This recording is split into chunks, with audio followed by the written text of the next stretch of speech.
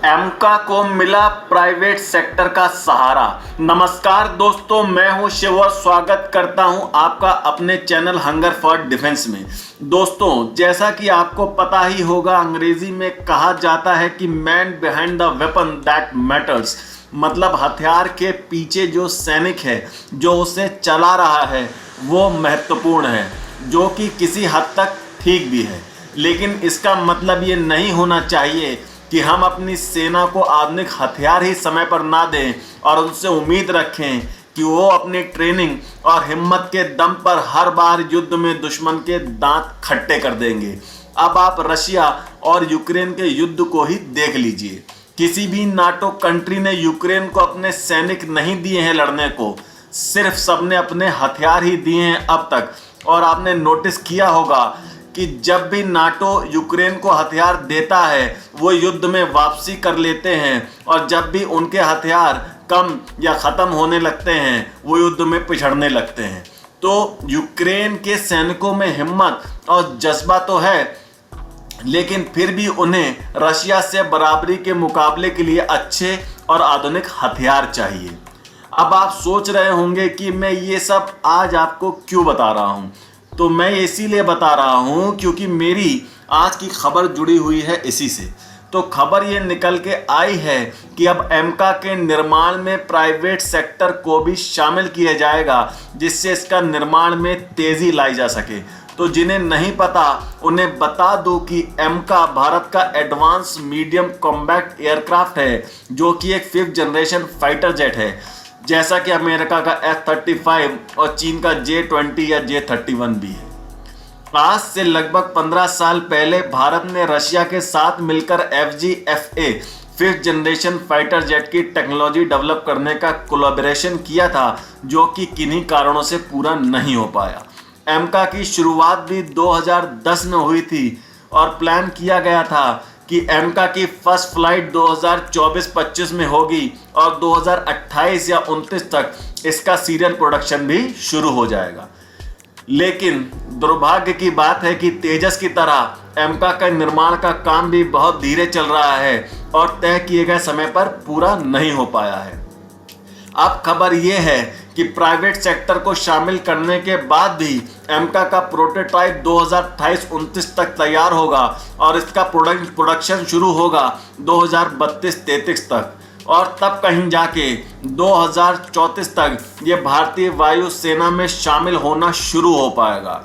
और दूसरी तरफ अगर हम बात करें चाइना की, तो उनके पास अभी 200 J-20 5th generation fighter jet already service दे रहे हैं, और उन्होंने अभी कुछ दिन पहले ये अनाउंस किया है कि वो 2034 तक अपनी वायुसेना में 1000 नए एडवांस J-31 भी जैसे 5th जनरेशन फाइटर जेट शामिल कर लेंगे। तो अब हमारा सिस्टम नींद से जागा है और एमका के निर्माण में तेजी लाने के लिए प्राइवेट सेक्टर को इन्वॉल्व किया जा रहा है। इसके बाद भी जब चीन की वायुसेना में 1000 से ज़्यादा 5th जनरेशन फाइटर जेट आ चुके होंगे, तब कहीं जाकर हमारा पहला एमका वायुसेना को मिलेगा। क्योंकि हमारी आदत है कि जब तक आग हमारे दरवाजे तक नहीं आ जाती, तब तक हम नींद से नहीं जागते। अब जहां हम 5th जनरेशन फाइटर जेट के लिए स्ट्रगल कर रहे हैं, वहीं अमेरिका ने अपना 6th जनरेशन फाइटर जेट का प्रोग्राम ऑलरेडी शुरू भी कर दिया है। और इधर aviation industry corporation of China ने 2023 में ही अपने 6th जनरेशन का कॉन्सेप्ट सोशल मीडिया में शेयर भी कर दिया था, और उनके प्लान के मुताबिक वो 2034 तक अपना 6th जनरेशन फाइटर जेट भी डेवलप कर लेंगे। इवन आप चाइना को छोड़िए, वो तो हमसे कहीं आगे है ही। पाकिस्तान, जो कि किसी भी क्षेत्र में भारत के आगे कहीं नहीं टिकता, उसके पास भी चीन से 2028-29 तक 5th जनरेशन फाइटर जेट आ जाएगा, और हम तब भी चौथी पीढ़ी के विमानों पर ही निर्भर होंगे अपनी वायु सीमाओं की सुरक्षा के लिए। इसीलिए मैंने वीडियो के शुरू में कहा था कि अगर हमारी सेना को दुश्मन से अच्छे नहीं तो कम से कम उनकी टक्कर के हथियार ही समय पर नहीं मिल पाएंगे, तब तक कैसे वो सिर्फ पुराने हथियारों और अपनी हिम्मत के दम पर दुश्मनों से लोहा लेते रहेंगे। हमारे दुश्मनों का प्लान बहुत ही पावरफुल है और हमारी सरकार को जल्द से जल्द कुछ कड़े कदम उठाने ही होंगे एमका के डेवलपमेंट को और तेज करने के लिए। साथ ही अभी से भारत को 6th जनरेशन फाइटर जेट की टेक्नोलॉजी का विकास भी शुरू करना होगा। अब आप सोच रहे होंगे तो इस समस्या का क्या सॉल्यूशन है। तो एक्सपर्ट के अनुसार अब जब तक एमका नहीं आ जाता, भारत के पास ये 3 ऑप्शंस हैं।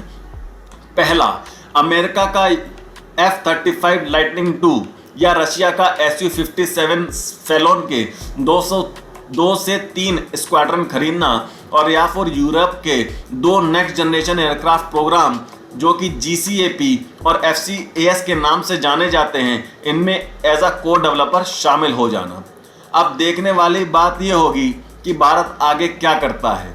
आपको क्या लगता है भारत को क्या करना चाहिए? अपने कमेंट करके हमें बताएं। हमारे वीडियो को लाइक करें, शेयर करें, सब्सक्राइब करें। टेक केयर, जय हिंद।